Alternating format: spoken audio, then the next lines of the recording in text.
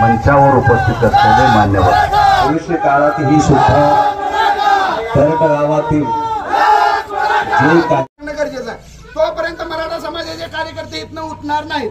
पण आणि फडणवीस साहेबांना तुम्ही थेट संपर्क करावा की ह्या संदर्भामध्ये चर्चा झाली पाहिजे आणि ह्या संदर्भात योग्य तो सकारात्मक मार्ग निघाला पाहिजे। तोपर्यंत मराठा समाज उठणार का? एक मराठा लोक मराठा एक मराठा लोक मराठा। मला काय म्हणायचं महाराज पण एससी कॅटेगरीतून निवडून आलेले खासदार आहेत आणि मराठा समाजाला आरक्षण मिळावं ही सर्वांचीच भूमिका आहे आणि आज या ठिकाणी सर्व दलित कोळी डॉक्टर बाबासाहेब आंबेडकरांचा मराठा समाज आरक्षणात डॉक्टर बाबासाहेब आंबेडकरांनी घालून दिलेल्या संविधानिक तरतुदीवरच मागतोय। त्यामुळे डॉक्टर बाबासाहेब आंबेडकरांचे दलित वर्गासोबत आमच्या मराठा समाजावर पण उपकार आहे। आज हा जो राज्य सरकार आणि केंद्र सरकार झाले बहिरे आमची मागणी सगळे सोयरे राज्य सरकार आणि केंद्र सरकार झाले बहिरे आमची मागणी सगळे सोयरे एक मराठा लोक मराठा एक मराठा लोक मराठा।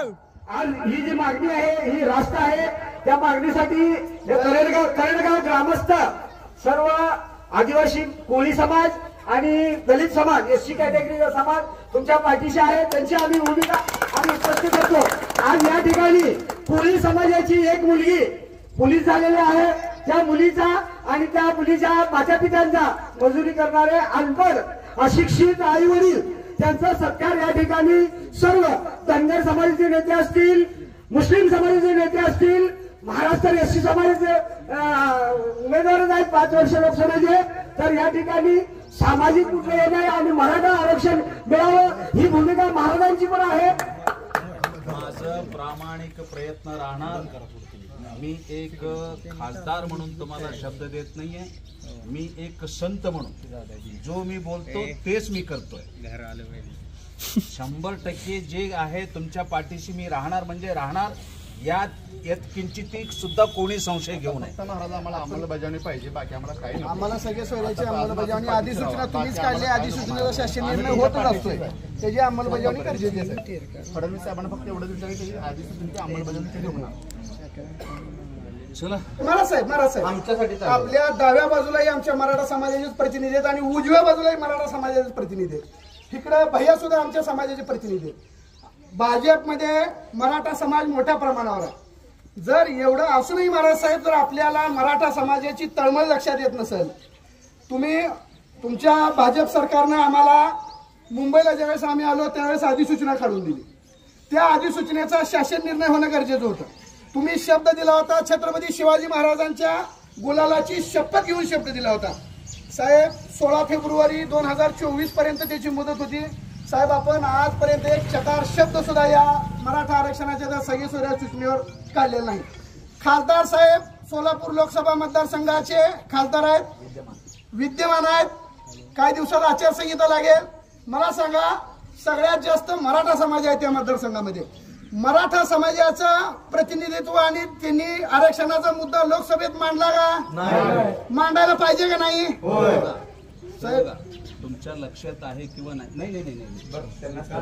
श्रीकांत कुठे आहे खासदार साहेब? आम्हाला तुमचा आजपर्यंत तो क्लिप तुम्हाला पाठवून देतो। हा तो क्लिप आम्हाला पाठवा। आजपर्यंत तुमची क्लिप तो आमच्यापर्यंत आली नाही। दुसरी सगळ्यात महत्वाची गोष्ट साहेब आमची मला माहित आहे की आमची आधीचं जे मराठा आरक्षण होतं ही ज्यांच्या रीट पिटिशननं त्या ठिकाणी रद्द झालं जयश्री पाटील त्यांचे पती गुणरत्न सदावर्ते आज सकाळ 1 मिनिट थांबा महाराज साहेब माझं उद्या आजच्या सकाळला बातमी आहे की त्या गुणरत्न सदावर्ते यांना भाजपमधून सोलापूरमधून उमेदवारी द्यायची शक्यता आहे। ती अजून कन्फर्म नाही परंतु ती सकाळला बातमी आहे। महाराज साहेब जर मराठा समाजाचं आंदोलन संपवणाऱ्या आणि जाणीवपूर्वक मराठा समाजाविरोधात काम करणाऱ्या माणसाला जर सोलापुरातनं भाजपातनं उमेदवारी देणार असेल तर भाजप पक्षाची धोरणं मराठा समाजासाठी अनुकूल आहेत का हा प्रश्न आहेत का रे?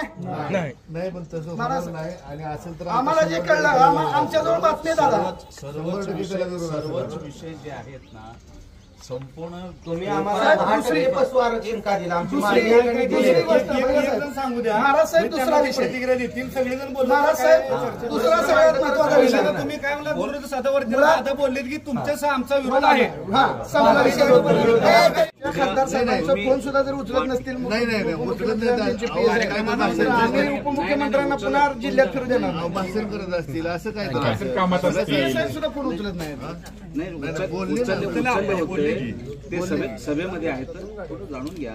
जर तुम्ही येत असाल तर माझ्यासोबत तुम्ही चला मुंबईला चला, घेऊन जातो. आमची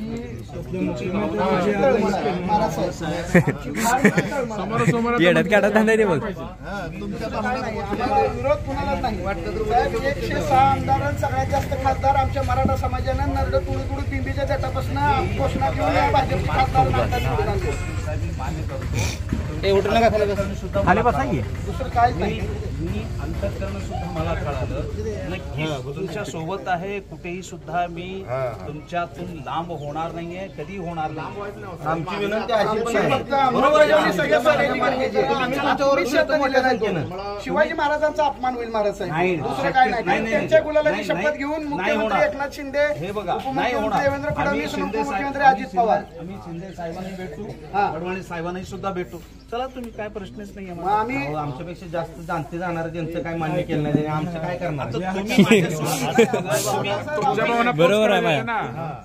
तुम्ही माझ्याकडे आलात ना, मग तुम्हाला घेऊन जातो मी, असे मी माझं मत आहे. विनंती अशी आहे की नाही, आरक्षण हे बघ. कार्यक्रम घेऊन ही सांगायचं. हे आमचं म्हणणं आहे की तुम्ही कार्यक्रम शक्यतो टाळा का. मराठा समाजाच्या भावना तीव्र आहेत. तुमचे तालुका अध्यक्ष, उपाध्यक्ष, जिल्हाध्यक्ष सगळे मराठा आहेत आणि तरी भाजप जर हे कार्यक्रम घेणार असेल तर भाजपनं जाणीवपूर्वक मराठ्यांच्या विरोधात कट केलाय का काय अशी शंका येणार आहे. अक्षयजी यापुढे घेऊ नका. एक मराठा लाख मराठा. महिलांचा सन्मान ठेवतो आम्ही, सगळ्या महिला बसलेल्या आहेत. पक्षाचा हो देऊ नका.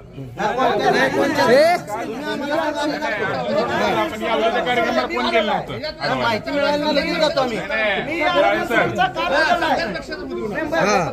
सगळे अर्जुन सोडचा उधळलाय मी स्वतः.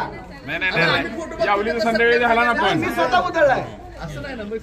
तुम्ही यायच्या आधी आता काल तुमचं जसं उद्घाटन झालं तसं त्यांचं ऑलरेडी झालं होतं. बाहेरचे बरं आमची काय विनंती आहे माहिती आहे का? आम्ही त्यांच्यावर थांबतो. पुन्हा एकदा फोन झाला तर आपण हे करावं. आपण आमच्या भावना तेवढ्या मांडाव्या. अंगणवाडी सेविकांचा प्रश्न येत होता. 2 महिन्याचं आंदोलन झालं होतं. त्याच्यात काहीतरी जवळजवळ त्यांच्या 30-40 सेविकांचं त्यावेळेस. दुसरी सगळ्यात महत्वाची गोष्ट महाराज साहेब, तुम्ही जी 10% आरक्षण दिलं ती 10% आरक्षण मराठा समाजानं मागितलं नव्हतं. आमची मागणी ही 50%च्या आतून ओबीसी मधून होती. शिवाजी महाराजांच्या तुम्ही भाजपची मंडळी छत्रपती शिवाजी महाराजांना आदरस्थानी आणि अतिशय सन्मानस्थानी त्या ठिकाणी मानते. ज्या छत्रपती शिवाजी महाराजांच्या गुलालाची शपथ घेऊन एकनाथ शिंदे साहेबांनी, उपमुख्यमंत्री देवेंद्र फडणवीस आणि उपमुख्यमंत्री अजित पवार ह्या तिघांच्या संगनमतानं तुम्ही आम्हाला सगळे सोयरेच्या अधिसूचनेची शासन निर्णय करून त्याची अंमलबजावणी करतो म्हणून शब्द दिला होता. महाराज साहेब आतापर्यंत या शब्दावर चकार शब्द सुद्धा कोणी बोलायला तयार नाही. आचारसंहिता तोंडावर, परंतु त्याच्याबद्दल अजिबात बोलत नाही. म्हणजे हा भाजपचा मराठा समाजावरचा, शिंदे सेनेचा मराठा समाजावरचा आणि अजित पवार गट राष्ट्रवादीचा मराठा समाजावरचा अन्याय का? मराठा समाजात तसं मानायचं का? तिसरी सगळ्यात महत्वाची गोष्ट खासदार साहेब, जे 10% आरक्षण तुम्ही दिले म्हणता त्या 10% आरक्षणामध्ये मेडिकलच्या सीट्स आहेत का रे? त्यामध्ये जेईच्या इंजिनिअरिंगच्या सीट्स आहेत का? केंद्रामध्ये या मराठा समाजाच्या 10% आरक्षणाला ओपन मध्ये गणलं जाणार आहे का ओबीसी मध्ये? ओपन मध्ये. मग महाराज साहेब तुम्ही फक्त राज्यापुरतं आम्ही रडल्यासारखं करून तुम्ही डोळे पुसणार आहेत का? महाराज साहेब मराठा समाजानं प्रचंड प्रेम केलंय या भाजपवर आणि मराठा समाजानं आजपर्यंत तुम्हाला निवडून दिलंय. आणि असं असताना जर तुम्ही मराठा समाजावर अन्याय करणार असाल तर गावागावातलं तुमचं कार्यक्रम थांबवलं जातील. गावात प्रचारालाही कुणाला येऊ देणार नाही. आणि तुम्हालाच हा नियम आहे असं नाही. काल अर्जुन सोड मध्ये सुद्धा कार्यक्रम उधळलाय. तुमच्या राष्ट्रवादीच्या गटाचा कार्यक्रम होता त्या ठिकाणी सुद्धा चव्हाण साहेब उधळलाय. त्यामुळं आम्ही भाजप विरोधात आकसाने काय करतोय? अजिबात नाही. देशाचा झेंडा 24 तास किशाला लावून आम्ही फिरणारी माणसं आहे. त्या देशाचा सन्मान वाढवणं भाजप सोबत आमचंही काम आहे. पण भाजप आणि तुम्ही वारंवार आमच्यावर अन्याय करणार असाल तर ते आम्हाला चालणार नाही. आम्हाला याची उत्तरं पाहिजे. आमच्या सगळ्या सोयऱ्याच्या अधिसूचनेची शासन निर्णय होऊन त्याची अंमलबजावणी गरजेची आहे.